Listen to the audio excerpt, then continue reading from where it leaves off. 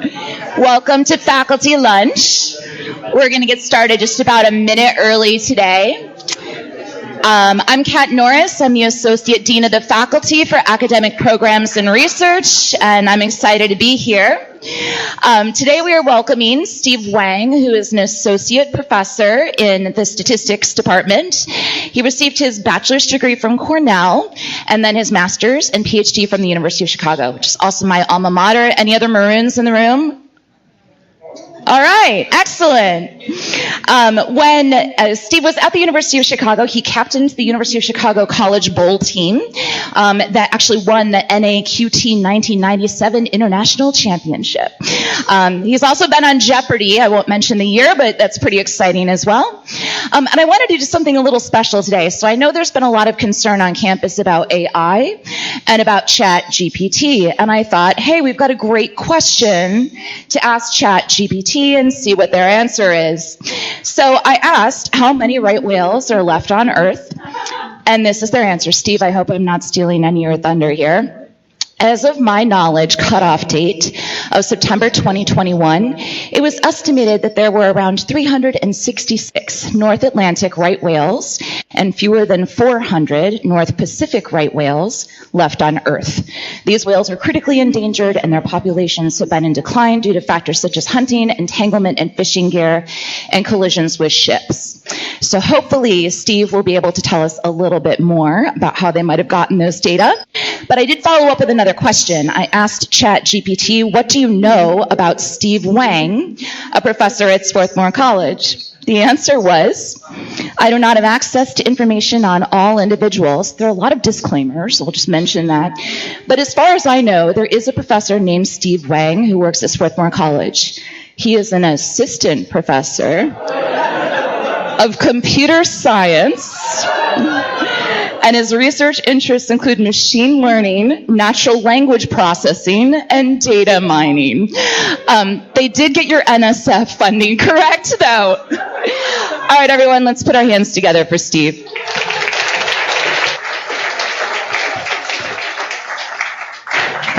Okay, first, can you hear me okay? First, let me say thank you to my collaborators, including Phil Everson here, and a whole host of students who have been working on this in my lab for several years. So those of you who know me might wonder what I'm doing studying whales. So my normal research area is paleontology, so I use statistics to study the fossil record. And in particular, what I look at is incomplete or missing data on the fossil record. This is the first time I've ever studied living species before. So typically what I look at is when you have missing data, how do you account for that? So statisticians are very used to studying missing data. If you have a complete data set, it might look something like this, but you never see this whole thing because for whatever reason, people leave out, skip questions, don't want to reveal sensitive information. And so your observed data has lots of missing data that you have to try to account for. In paleontology, this problem is also very prevalent. Your complete data set might be some dinosaurs in an ecosystem with predators and prey. Your observed data is something less than that, just like something like that. And so in paleontology, most of the data may be missing, and you're trying to figure out, well, how do I account for this? What can we learn from the fossil record? Specifically, some things I study are, my main research area is estimating when things go extinct from the fossil record. So let's say you have a species of dinosaur, let's say a T-Rex or something like that, and there are 4 fossils known from 72, 70, 69, 67 million years. What can you say about, presuming we don't have T-Rex anymore, this thing is now extinct. What can you say about when it went extinct from this fossil record? More recent than 67. Okay, so clearly more recent than 67 because before that we're still finding the fossils. Now, how much more recent? Do you think it went extinct at 67? Probably not, unless we found the very last T-Rex ever, which would be extremely unlikely. There's probably some gap between the actual extinction and the last fossil we found. So what I try to do is try to figure out how long ago it really went extinct and try to figure out how big that missing gap is so we can get a better idea for when things went extinct. Another problem that involves missing data that I've worked on is looking at how many kinds of dinosaurs there are. So you know about T-Rex and Stegosaurus and Brontosaurus and Triceratops. Those are the ones we know, but how many do we not know? How many have we not found yet? Have we found half of the dinosaurs out there? A third? 3/4? So I tried to figure out how many dinosaurs are there to be found, and what percent have we already found? And we came up with an estimate of around 2,000 or so dinosaurs. At this time, when I wrote this paper a long time ago, there were about 550 known. So we estimated around a quarter, maybe a little more than a quarter, of dinosaurs that could be found had been found. So there's still a lot more to go that haven't been found yet. So those are examples of the kind of missing data problems that come up in paleontology. You might ask, how do we know what we haven't found yet? If we haven't found it, how could you possibly figure that out? Let me give you some intuition on how that might work. So if I go out and look for a dinosaur and I find, let's say, this species, and let's say you go out and look for a dinosaur and you find a different species, and then someone else goes out and looks for a dinosaur and finds yet another species, and someone else finds another species, and every time someone goes and looks for a dinosaur, they find a different species. Do you think we've found most of the dinosaurs out there yet? No. No, right? Because if someone else went to look, you might very well find a new species. There's no sign that the discovery of new species is slowing down. So there might very well be many more. On the other hand, if I go out and look for a fossil and I find a stegosaurus, you go out and you find another stegosaurus, and someone else finds yet another one, and someone finds, okay, now there's a different species, but then you find more of the same thing over and over, then it seems like we're not finding new things very much, and maybe we're starting to get close to having found all of them. So even though we haven't found the missing things yet, there is information about how many things could be missing, so we can get some kind of estimate of that. A little more technical explanation, you can think of the number of fossils per species. So when we wrote this paper, again, there are about 550 different known kinds of dinosaurs, actually genus level, not species, the level above species. And about 300 of them were known from a single fossil. So the majority of dinosaur species, genera, are known from only one fossil, and that's still true now. Some number were known from 2, some number from 3, and so on. Some species have been known from hundreds, but that's pretty rare. So this is the distribution of number of fossils per genus. Now, what we're trying to find out is the number of missing ones. The missing ones are the ones that have no fossils, right? So the 0 bar is what we're trying to estimate. So how do we come up with this estimate? You can think of it as a curve fitting problem where you're trying to fit a curve to that series of bars. I'm simplifying greatly. It's a hard problem because you're trying to find the extreme value, and so there's no constraint on the other side, right? So it's a difficult problem. So there's a little more to it than this. But I hope you can see the intuition behind there's some way to estimate things that are missing even though we don't actually see them. Okay, so that's what I normally study. So this is, on the other hand, on right whales. So the North Atlantic right whale, there are 3 species of right whale. So there's a North Atlantic, North Pacific, and then Southern right whale. The North Atlantic and Pacific are both very highly endangered. This is a large whale, typically about 50 feet long or so. And they're beautiful animals. Let me show you a quick video of some right whales.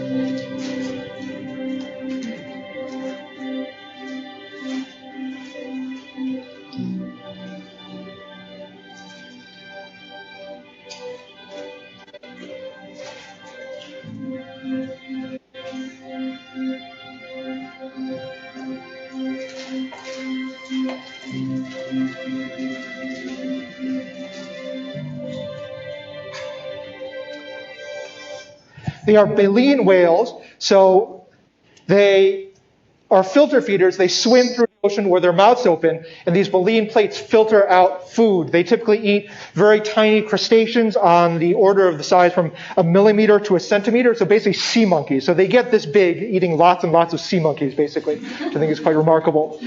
They used to be very common, numbering in the tens of thousands, but they were hunted for many years. The main source of oil back in the day before, so back in like the early 1800s, was whale oil. So whale oil was used for lubrication, was used for lighting, so lamps were used whale oil. So if you think like, fossil fuels now are not sustainable, whale oil is like really, really not sustainable. So that was kind of the fossil fuel of the 1700s and 1800s. So populations have gone way, way down. So hunting was outlawed in 1935, but populations have been very slow to rebound. They typically can live up to at least 70 years, maybe even longer, but they rarely get to be that old because they are almost always, they're very often killed by human interaction. So one is that they collide with ships. So this right whale, this is just from 2 weeks ago. So a right whale was found washed up in Virginia and had collided with some kind of vessel and killed it. And the other, I'll show you. So here are pictures of right whales have been hit by a propeller of a boat, and you can see it's cut open the whale, which has led to its death. So that's a very common cause of death. And the other very common cause of death is being entangled in fishing gear.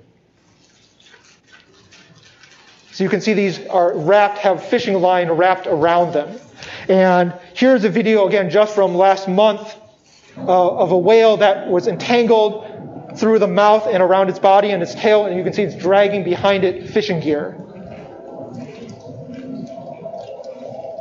So this is a lobster trap. So lobster traps are particularly bad for whales because lobster traps are set on the ocean floor where lobsters will hopefully crawl into the trap. And so the fishers will set the trap on the floor, leave, and then come back. How do they find the trap when they come back? The trap has a vertical line that goes up to a buoy that floats on the surface, and then they find the buoy and haul up the lobster trap.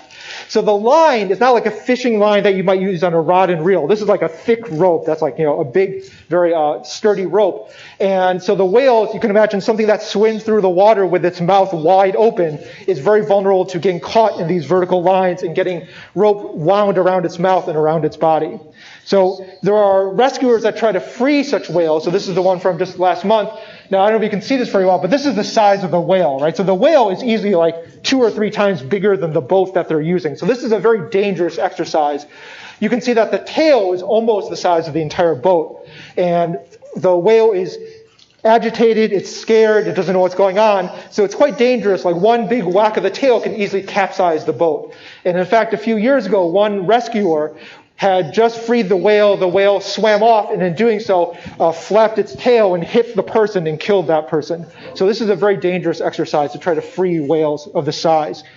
Here's video from earlier this month of that whale that I just showed you. You can see that the flesh has been abraded away, so you're seeing raw flesh. The skin has been abraded away by the line that it was entangled in. And here they are hauling up the lobster trap. You can see it takes 3 people to haul this up. So this is not a net. This is a steel cage. This is a heavy object. So later it was traced, this lobster trap was traced to Nova Scotia, and this whale was found off the coast of North Carolina. So it had swum from Nova Scotia all the way down the east coast of Canada and the U.S. to Nova Scotia. So like 1,000 miles with this towing these heavy lobster traps and having line wound around it. So it was freed and was able to swim off, but these injuries are considered severe enough so that the whale is not expected to survive and has not been seen since then. Okay. One interesting thing about these whales is that they are individually identifiable. So they have these callosities, these hardened patches of skin. They're kind of like calluses on your feet, and they're unique for different whales so that they can be recognized by their patterns of these callosities on their head and elsewhere. And there's a big database of sightings of these individually identified whales that's maintained by the New England Aquarium. And you can find a database that says, like, here's whale number 1001. It's a female. It was first sighted in 1978, March 31st, at whatever location by Woods Hole Oceanographic Institution. And there's also data on it was seen with a calf, or it was seen feeding, skim feeding, or other activities or other characteristics, like it was entangled, it had been entangled, had scars, or all sorts of things. So we have all this information on individual whales. So what we want to do is to try to figure out how many whales there are left. That's important to know. If we want to conserve these whales, how do we know how many left are there? How close are they to being extinct? So here's a question. So we have this database of all the different whale sightings. There are something like 75,000 sightings in this database. Can we just count up the number of distinct whales? So this is all 1001, so that's one whale. Can we just count up the number of whales and say, okay, there are this many whales? Will that work? Why not? What's the problem with that? We didn't see all of them. Okay, so one, we didn't see all of them, right? So there might be some missing. Some may have died. And some may have died, right? So some of these are in the database, may no longer be alive. So there are 2 big problems with just counting the numbers here. So some of them are now dead, some of them have never been sighted.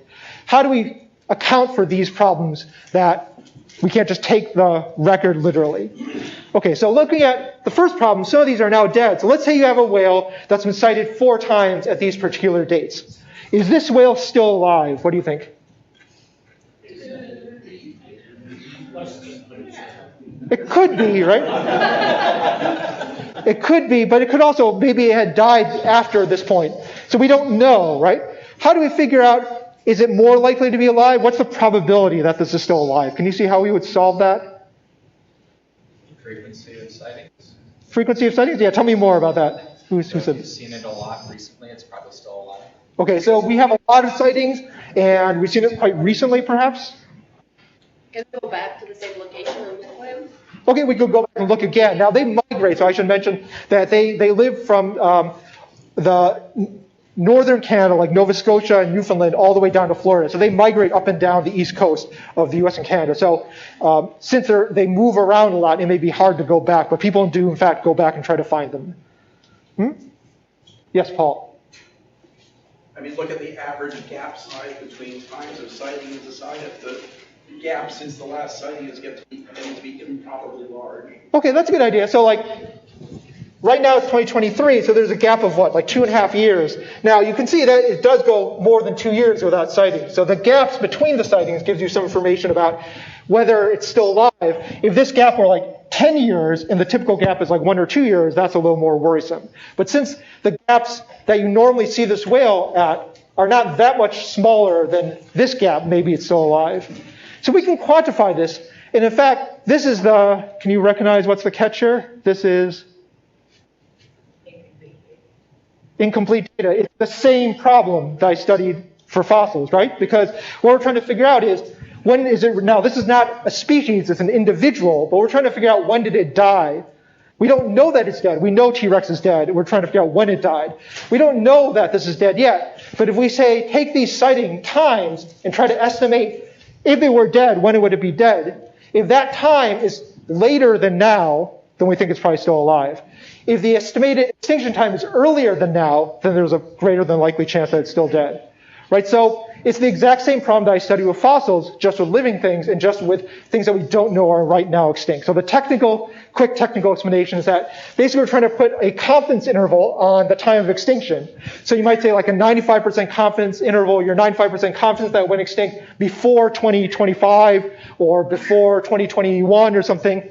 So how long does the interval have to be to make the end of the interval now? Right, so if that takes an 80% confidence interval, we say there's an 80% probability that it's alive now. But you're assuming that everything else stays constant. What if there are more boats now in the ocean that can kill the whales? Or what if people kind of stop being interested in whales and don't observe them anymore? Yeah, so that's right. So we're assuming that this sample of dates, the conditions under which we took the sample are still holding now. So that's a big assumption. So it's possible that we might be more likely to spot them, less likely to spot them. There might be more boats, less boats. So we don't know if any of that is true, but we had to assume that was the assumption we had to make. But that's right, that's a big assumption. Okay, so this is the same problem that I study with fossils, just with whales. So we know how to deal with this. Okay, any questions so far? Yes? Can we tell how old they are from looking at them? Do they get gray hair? So we can't tell how old they are. I don't know if we can tell the exact... I don't think we can tell just based on a sighting this is 27 years old. But since they repeatedly see these over and over, often we have records since their birth, so we know who the mother was. We don't always know the father. We know who the mother was. We know when it was born. So we know that it was first born in 2016, so we do know the ages for many of them, not all of them. Most of them die from What's that? Most of them die from causes other than old age. Yeah, so they very rarely get to old age, right? So they almost always die long before that.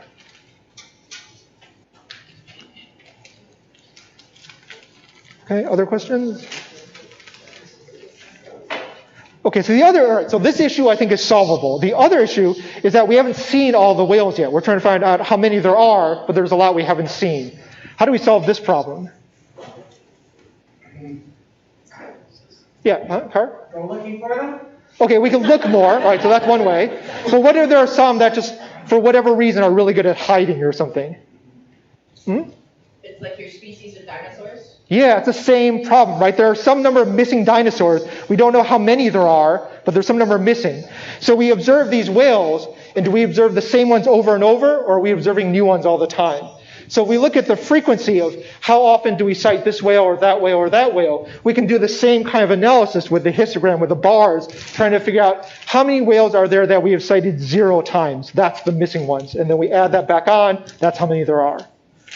Okay, so let me give you a quick explanation of how we put all this together. So for each whale, we have a record of their sightings. We can calculate the probability that it's alive based on the sightings. So let's say this whale has a 92% probability of being alive, the next one's 72, and so on. That's just based on the sightings. Now, from that sighting database I showed you, we also have a lot of other information, like whether it was seen entangled. If it was seen entangled, that should reduce the probability of being alive way, way down. Whether it was seen with a calf, whether it was seen feeding, whether it was seen at the surface with other whales. So we have all this behavioral and other information. Using that, we can adjust these probabilities up or down. So for instance, if we know that this one, based on sightings, had a 34% chance of being alive, but had scars from a propeller, we might adjust it down to 27.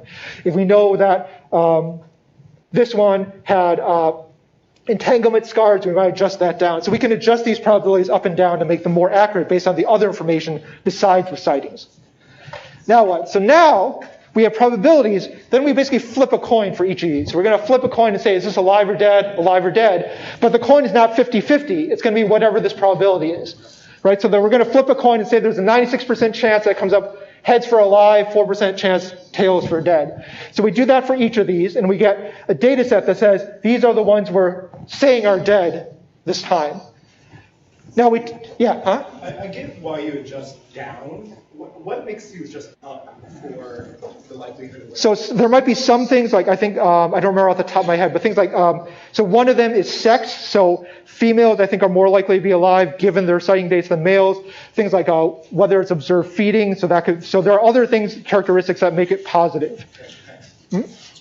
So these biased coin flips that you're doing, are you assuming that from one whale to the next, these biased coin flips are independent of each other? Yes. So all the whales are assumed to be independent of each other. So again, that's an assumption that may not be exactly true in real life because they interact perhaps, but we're assuming they're independent. I think that's probably mostly a reasonable assumption. Why do you think that's reasonable?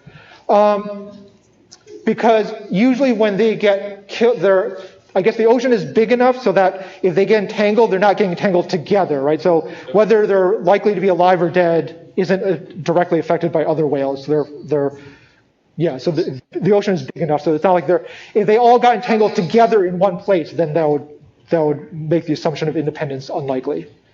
But that doesn't seem to be the case. Mm-hmm? Yeah, so why do you turn the adjusted column into like a 0-1 thing? Why don't you just continue to use the adjusted column and calculate like an expected number of whales? So that I think I'll show you in a second. So we're going to do something pretty close to that. So what we're going to do is to take our data set, the ones that are assumed to be alive, right? So we're going to drop out the dead ones and say, this is our data set. And so we have this whale, this whale, and this whale, and we know the number of sightings. So we can make that bar chart with the different bars. And then we take that bar chart and give it to the method that estimates how many zero sighting whales there are. And that tells us how many missing ones there are. And so based on this, we have an estimate that says, I think we have 350 whales.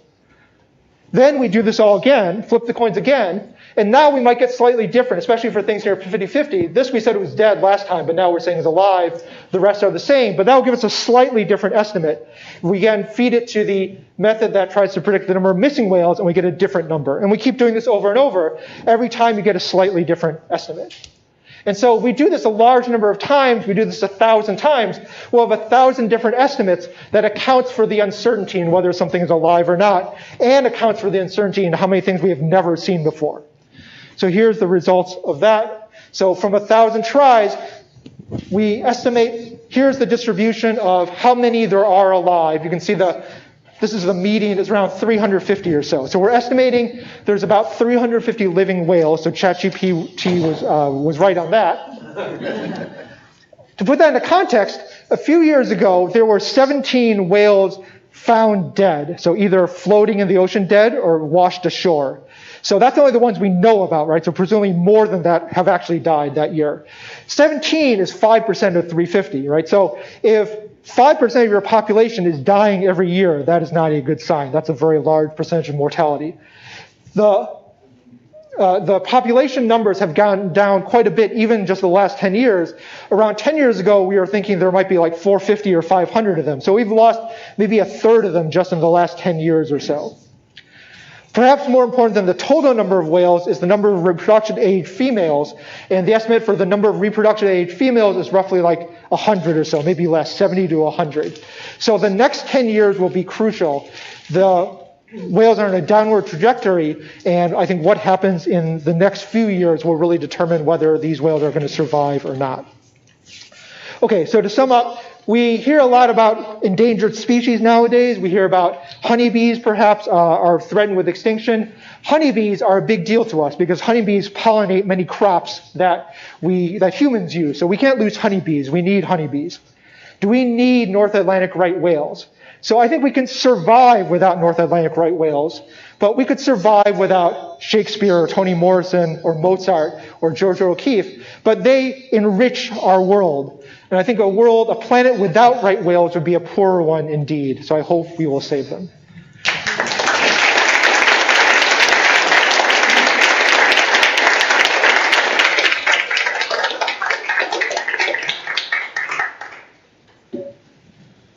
Yes? So how did you get interested in this particular field? Did somebody in the marine laboratories at Woodhull contact you? No, I think I just read about right whales, and I read that they were individually identifiable, and there's a database, and I thought, oh, that's the problem I study. So it just occurred to me that this is just like what I study, just with whales instead of dead things. So have you gotten on some nice whale watching data? No, I have not tried to collect any data in the field. I wish I would. That would be quite fun. Just as a observer. Yeah, no one's invited me.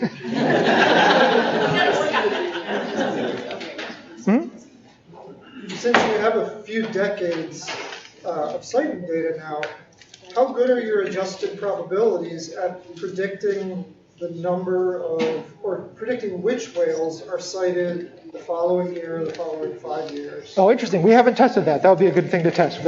That's a good idea. We haven't tested that.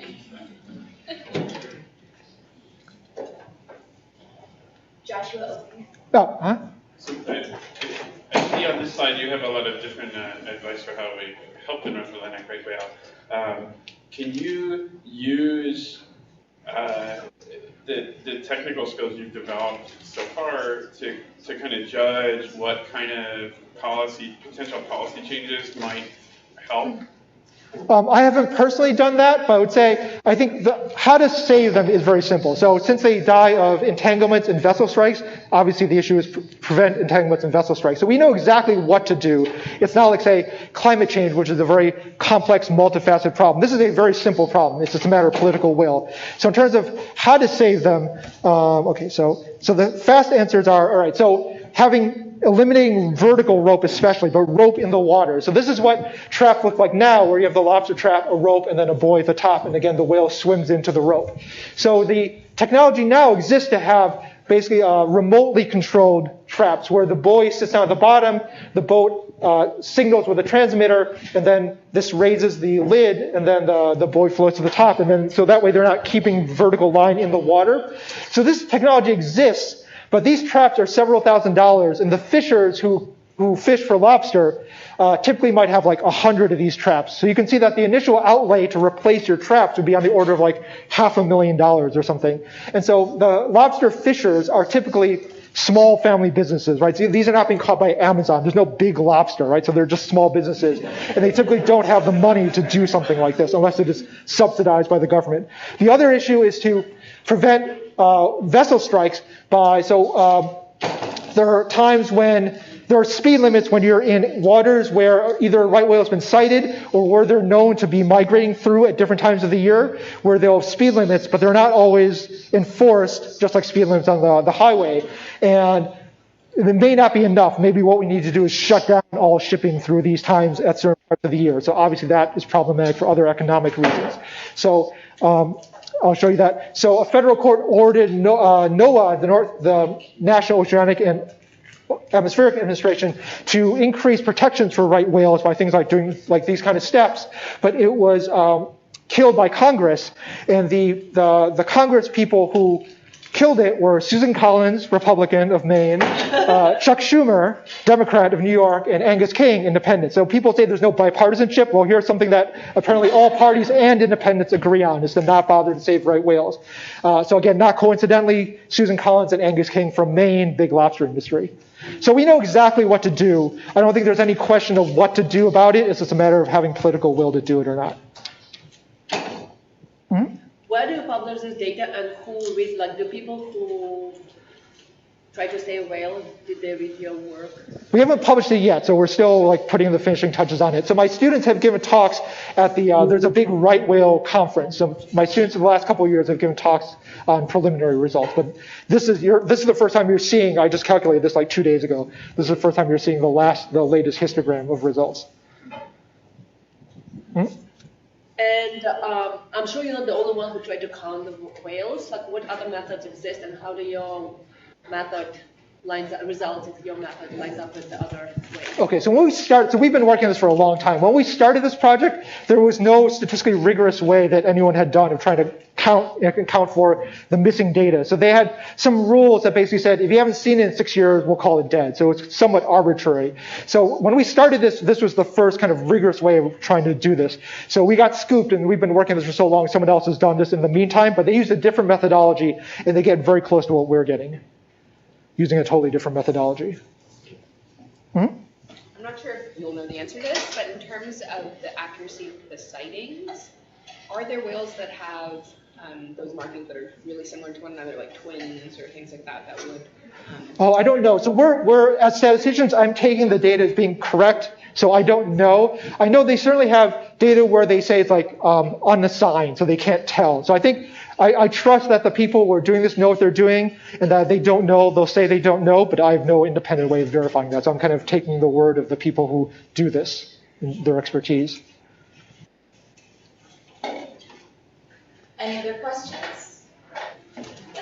Ameet. Yeah, so I guess, one of the other reasons studying endangered species also gives you canary and call9 for other species, and that can also be another way to verify some of the results. Are there other whales that are in similar situations that are being studied, or is there a reason that right whales are the ones that are kind of the focus? So I think right whales are probably one of the most endangered, but I think all large whale species are kind of have the same issue. So I think right whales in particular are very, very close to the brink. The North Pacific right whale is also has very low numbers. So I think it's especially bad for this species, but it's true for many species of whales, for the same kind of issues, entanglement and vessel strikes. All right, everyone, let's thank Steve.